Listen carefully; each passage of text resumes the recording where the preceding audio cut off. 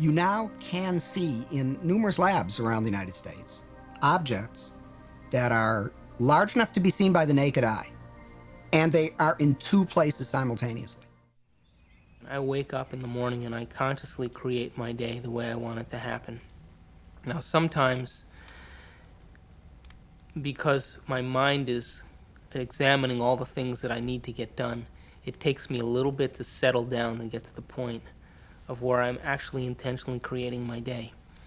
But here's the thing, when I create my day, and out of nowhere, little things happen that are so unexplainable,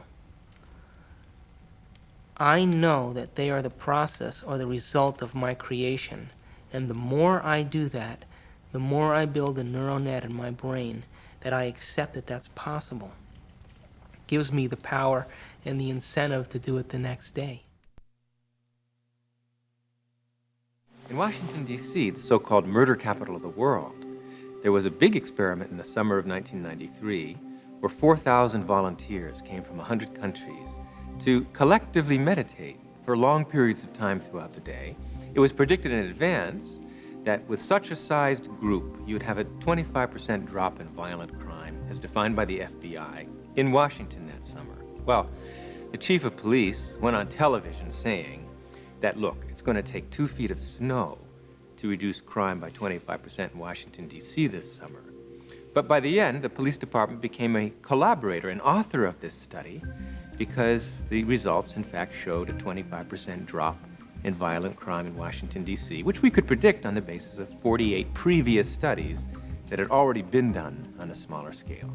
This leads naturally to wonder, are people affecting the world of reality that they see? You betcha they are.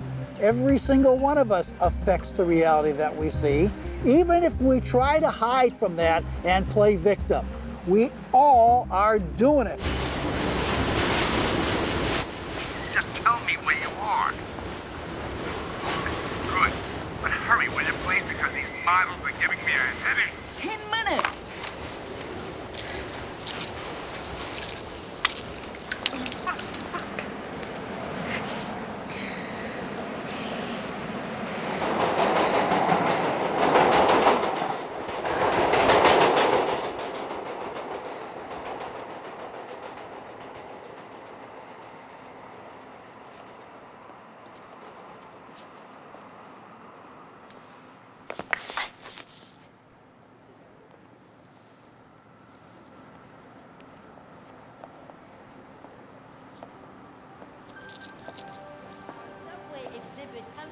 From Japan, and Mr.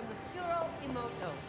Mr. Emoto became terribly interested in the molecular structure of water and what affects it.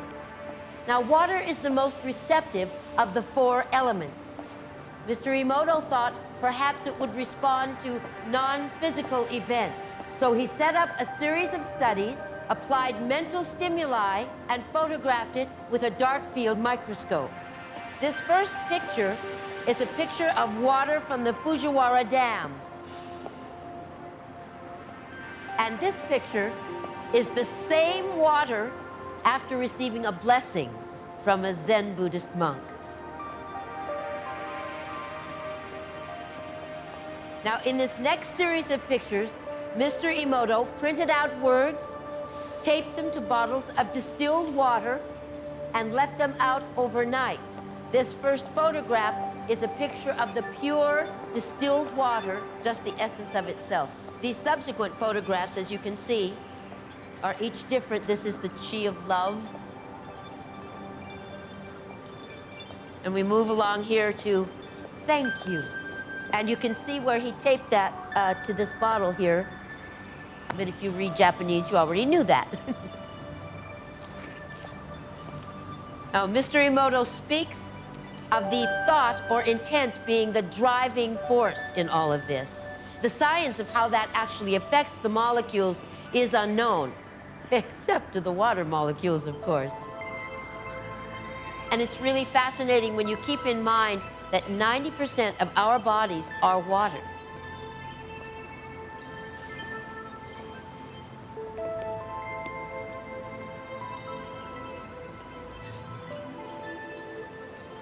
Makes you wonder, doesn't it? If thoughts can do that to water, imagine what our thoughts can do to us.